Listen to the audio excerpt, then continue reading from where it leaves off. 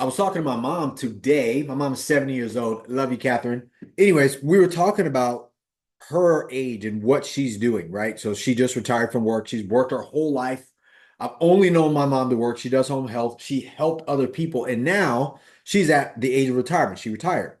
And I talk about this, especially through real estate and investing and stuff, especially with you guys who are real estate investors, why I believe real estate's the best investment vehicle for you in your later years. I really believe that. I asked my mom this. I was like, Mom, what if you would have bought all of the houses on the block where she lives at? Because she could have. She's like, oh, I'd be rich. I wouldn't have to worry about nothing. And in my head, I'm just like, dude, could you imagine had your family bought everything that they could have bought and held on to it all this time, wanted to be paid off? They'd be balling out of control with cash flow. And all of the properties at the time that my mom was like, well, all that stuff is expensive. And I was like, but it's cheap today, right? Like in comparison to what you could have bought it for. She bought her house for like 30 grand. She got a bank loan, 100% financing. As a matter of fact, instead of a 30-year loan, she was on a 36-year loan and she paid it off, right? That's how much things have changed since that time. But $30,000, she could have probably bought 10 houses where she lives at now. Because I think, and it would have blown my mind, because where she lives at in Louisiana in the country, I would have never thought that her house would have been anywhere near worth even over 100,000, much less whatever it's worth today. So that said, the reason why I bring that up is this: real estate's a better tool because when you get older, you don't need a big hunk of money. Like my mom doesn't need $1 million. She needs cash flow coming in every month. So when you get old, you're only going to need cash flow. You're not going to need a big hunk of money like other people think. So, and you guys have heard me talk about it. I've updated our IRA book, so it's in there. And this isn't new. You can Google this information. And I want to say it's underneath the Federal Reserve and all the other things that go along with it. But there are $37 trillion trapped up in retirement accounts. $37 trillion. And out of the $37 trillion, 68% of people don't even know where their money is, what their money's invested in. Unknown, right? It could be in Raytheon. It could be like Raytheon, who makes engines, jets, and all that other stuff. And what are jets? Like they make warships. It could be in war. It could be in gunpowder. It could be in medicines. It could be in psychiatric medicines and treatments that we all know doesn't work. That drug our kids. That all the stuff that you probably hate: cigarette, drugs, weed, heroin, meth, all of that stuff funded by your IRA account. Why? Because you don't even know what it's in. What do you think this is? All the stuff you see, you are funding those campaigns through your IRA account because it's in mutual funds and or stocks or bonds or Wall Street. The other thing that your stuff may be funding that you don't know is zombie companies. Zombie Company is basically an LLC that doesn't make any money. It makes just enough money to pay its debts because it's highly leveraged, and it makes no money to do anything else. So it's basically holding on. An example of a zombie company that we all know, and if you're young, you might not know, is Sears.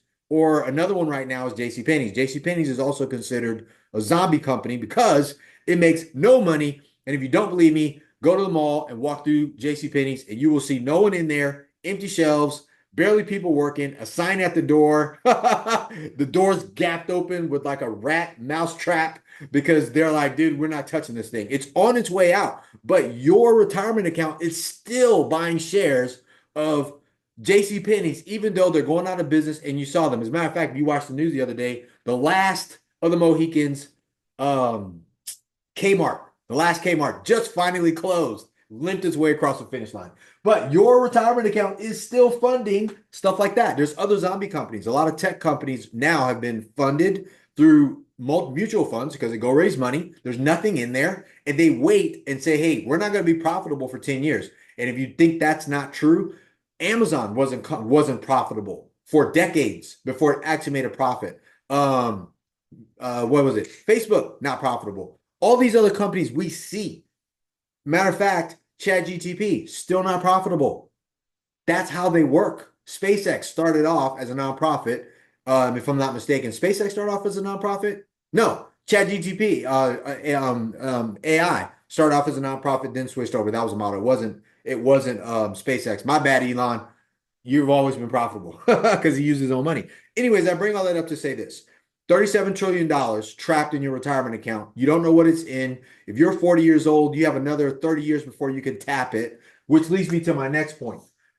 As you get 72, and I think it's 73, which is why I brought up the conversation with my mom, because my mom is 70. Even if she had a retirement account, which she didn't, you are required to take out 4% a year out of your retirement account. It is by law. You are supposed to do it. That's the deal that Wall Street made with the IRS that says, fine, we'll let you use all these people's money and you create a product called the IRA 401k. If you don't believe me, look it up. 401k is actually a 401 with a K around it. That is actually inside of a document from the IRA that allows the matching and all the other stuff to the employee. It doesn't work, but you're still required to take out 4%. 4% a year. Let's say when you hit 70 years old, we use 70 as a base. All right. Odds are, if you're 70, I bet my mom lives to be 95. She's a hard worker. She was a hard worker. She has a great attitude. She got a boyfriend now. She's going to live a long time, man. Anyways, if she lives to 90, let's just say she lives another 25 years past her. 4 times 25 years is 100%. So if she had money in a retirement account, that's one, wasn't a zombie company, not making any money, so it's losing money, fluctuating up and down. She doesn't know what it's in. She can't keep up with the market. She can't keep up with inflation. She can't do any of that stuff. That means 100% of her retirement account will be drained to zero. And not only drained to zero, but if she took on any money, how many of you guys think the taxes are also going to be higher as she gets to 80 years old, 90 years old, 10 years from now? Because guaranteed 100%, no matter whether it's Trump or Kamala Harris or the president after her or him or the president after them over this next 25-year period, they will print more money because of inflation. It's an inflationary scenario. That's how they keep the economy going. That said, so now we got higher taxes, not keeping up with inflation because more money will be printed. So what her dollar can buy will buy her a lot less. And now she's almost 90 years old with no money in her retirement account that probably was fluctuating up and down. And the only thing left she has is her home, which is paid off, which will have to be tapped, or it'll be left to me and my sister, which will probably liquidate because we'll have to pay property taxes on it or lose. Like, this is what's happening, whether you believe it or not. Here's the only difference is that you guys have information that my mom didn't have when she was young, or my dad. My dad's under the same scenario. 70 will be tapped. He does not have a retirement account, but he has his Social Security, all that stuff. He has assets like my mom, but because they didn't plan when they were younger, because no one taught them about money, finances, wealth, we didn't understand. I didn't understand this until maybe 5 or 6 years ago because I wasn't thinking wealth. I was thinking I'm a real estate guy and I want to buy a bunch of real estate. I didn't do this right, which is why I'm doing it this way now. So why do you care? And I'm going through this because Sharon and I are going to go to the store, but I wanted to make this video before we go in the studio so I can get this thing done. But here's why I think real estate, which is the whole purpose of this, versus stocks inside of your retirement account.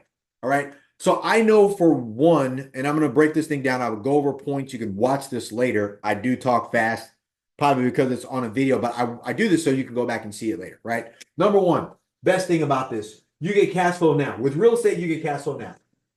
Boom. You invest in a deal that's big, multifamily property, 100 units, 200 units. It's full, professional management in place. You start getting cash flow right away. If you were to convert your IRA out of the stock market, mutual funds, and all the other stuff into real estate, which you can do, right? So you get cash flow now. Now, first, you personally don't get the cash flow. Let's say you have 100,000 or 200,000 or 500,000 in IRA that you convert and you self-direct that money out of the stock market into a real estate deal.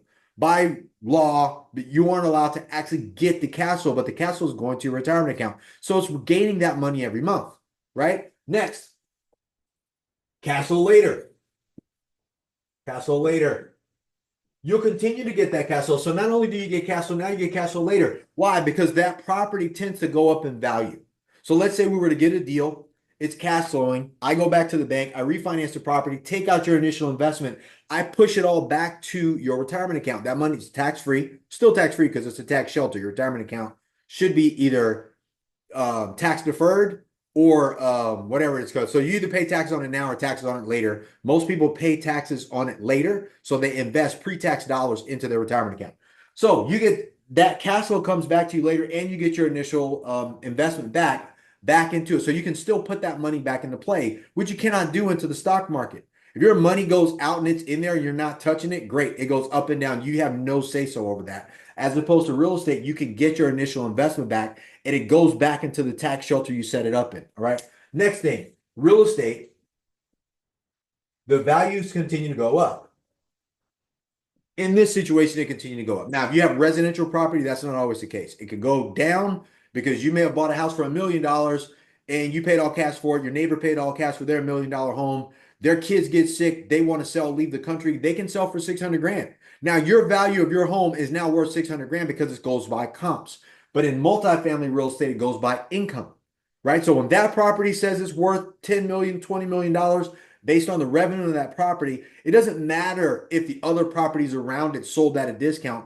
The trade is going to happen because of the income. You're not buying real estate, you're buying income, which is why it's called income producing real estate. So your retirement account gets the benefit of the valuation of that real estate deal. So if you invested in a deal, all your money's in there, you fill out your paperwork about how much your retirement account's worth. It's worth the value of the asset that it controls. The percentage of ownership you control, that's where that's at. All right, next. And I'm kind of going over that, but it's an inflation. It's an inflation hedge. Did I spell inflation? Inflation. You guys get it. There's no spell check on the whiteboard. Inflation, it's an inflation hedge. So as inflation happens, real assets like real estate actually gets more valuable in an inflationary period. Inflation just means that your dollar buys less because the cost of goods have went up. The value of your dollar has gone down because they pump more money into the market in deflating the value of what you can purchase, right? So from 2020, the US dollar has lost 20% of its buying power. So if you had $1 million in an account in 2020, in 2024, moving into 2025, your $1 million buys $800,000 worth of goods. That's what happened. Really $750,000, but I'm going to give it 20%. In my lifetime, I'm 51 years old. I was born in 1973. The value of the dollar lost 86% of its value since I was alive, right? By the time I'm 90, I guarantee you that will actually, the dollar will probably be worth 10 cents. Matter of fact, Warren Buffett says the dollar has lost 90% of his value since he's been alive, and he's almost 100 years old. What does that tell you? You need to be invested in real assets. Because if I took a look at a building the other day. That building was built in 1960. It's selling for $32 million. You show me a 60-year-old man that's worth $32 million, $32 million still to this day that don't have bumps, bruises, and scrapes. He would have to be producing something to be worth something as opposed to the other way around. So if your money in your retirement account was put into multifamily real estate, a real asset, an actual hard asset with an address, something you can touch, it goes up during an inflationary problem. But stocks tend to go down, right? Because stocks are just share certificates of businesses and business values goes down as the cost of goods go up. So, what's the last one? Oh yeah, it's real. Real estate is real. Unlike I said, stocks are pieces of paper. Stocks are pieces of paper. They're not real. They don't have an address. They don't have nothing. If you buy a share online, you just bought a share online. It doesn't matter. But if you invest in a multifamily real estate, you can actually drive to that property, pull up in the parking lot, talk to the people who live there, talk to the people who pay rent, talk to a professional management company. It's a real, tangible asset. It is not the same thing with stocks, mutual funds, bonds, CDs that you would pay for, even bonds. A bond certificate. I think my mom bought a bunch of bond certificates for our kids. And there were pieces of paper that was in an envelope that when she came to visit, she brought it here, handed it to us. Like it's different. It's not the same thing. So that's the other thing is that real estate itself is real. It's a real asset. It's tangible, unlike a stock and or stock certificate. And I think now, man, they're just digits. You just see them on a screen. You press a button. Same thing with money. None of it's real. So that's why I know 100% I believe this thing, guys. I really do. I share this with you to kind of go over this. If you have an IRA, you can convert your IRA into a self-directed IRA and you can move your own money. You don't have to have a financial advisor tell you, hey, this is good because they get the fees off of that. You can move your own money into a deal that you can do your own assessment, your own understanding, meet the manager, meet myself, talk to people like that, look at the deal, drive by it, go on Google Earth and pull it up. It's real. You can't do that with your IRA. Guarantee, if you want to question that, call your financial advisor right now and say, hey, what's in my IRA? And then pick up the phone and try to talk to the CEO. Ain't gonna happen. I can promise you. They will. Matter of fact, if you just call Fidelity, it took me 2 days to get the right person at Fidelity to call me back, whether I was a customer or not. That's crazy, crazy.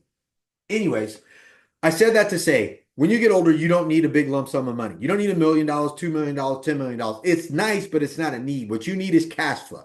My mom don't need a big hunk of money. She needs cash flow coming in every month so she can live her life, and preferably have that cash flow constantly growing. And then when she dies, she can pass it on to myself, my sister, beautiful, anybody else in my family. Same thing with my family. That's what the company I'm building is going to allow my family to do, that and other families to do that. I didn't know that when I was in my 40s or in my 30s or worse in my 20s, right? But I want you to know that. That's why I'm so passionate about doing these things, because I'm setting up a vehicle for you to be involved. I didn't have that before for people. Matter of fact, it wasn't even legal to do. Thank you, Obama. He hooked that up. So anyways, I hope that helps you guys. So if you have a retirement account, you want our help, go to bell-capital.com/IRA, download our book. There's a guide there. It goes over what you need to do. There's 3 steps you can do. If you want our help to help you do that, do that. We have a great company. It's a strategic partner we work with, Preferred Trust Company. They will allow you to do that, and you can invest with something that we're doing. And we also work with Equity Trust. They have, I think they've done over $51 billion of custodian or assets, however they do that, whatever their terms are, the fancy smart terms. They do that. They're also a company that we work with. They can help you. So we have 2 resources to be able to do that. If you have questions about your specific scenario about your IRA, call us. I can put you in contact with somebody myself, either me or someone on my team, to be able to walk you through that. I know a lot about those things and annuities, all that stuff. But I'm here for that. So like this video, share the video, comment on it. I know I talk fast. One, because I promised to do this training today, because again, I was talking to my mom and we were talking about retirement, and I wanted to share that with my audience, you, and hopefully shed some light on something that I feel passionate about. And hey, look, if it's not for you, I get it. But this is real. It's irrefutable, regardless of whether you don't like it or not, but this is what's happening. $37 trillion stuck. 24 trillion of that, people don't even know where it's at. 4% of your money will have to come out for as long as you live until you die. Once you hit a specific age, which is 72 or 73, depending on what year you were born, that is going to happen. It's going to raise your tax whatever it's called, ramifications, because if you get more money, you get taxed on more money. It's earned income. It's going to be taxed that way. And if it's in mutual funds, stocks, bonds, and that goes down along the way, you lose and also get wiped out. Matter of fact, there's a report that just came out that shows that it is at its peak. It's like 200%. It's like a Buffett test, Warren Buffett's test. It's 200% over, which means it is time for that world to also have a correction. So I'm just sharing that with you guys, and maybe this video will be dated later and you'll look back and go, shit, that guy was right. Or that guy was stupid and he's wrong, but whatever. I'm sharing it with you. No one shared it with me. I share what I learned with you guys so you guys can make better decisions. So bell-capital.com. You want to invest with us, go there, hit invest or schedule a call. There's only 2 things you can do there. We do have a call coming up for people with 300,000 or more. Go to bell-capital.com/300K. Bell-capital.com/300K. Only if you have 300K, only if you are an accredited investor, but you're serious about investing. We're going to be having that. So, and I'll be talking about that more. But I hope this helps you guys. Share it, like it, comment it, subscribe. Give it a thumbs down if you hate it. Don't be a hater and a hider at the same time. I love my haters. I do. And if you have a comment, put it in there. I'd love to get your feedback on this, or if you know something I don't, put it in there, because I like to go back and forth with people. So actually we can connect. All right. Have a great day today. Get after it. Let's go. Boom.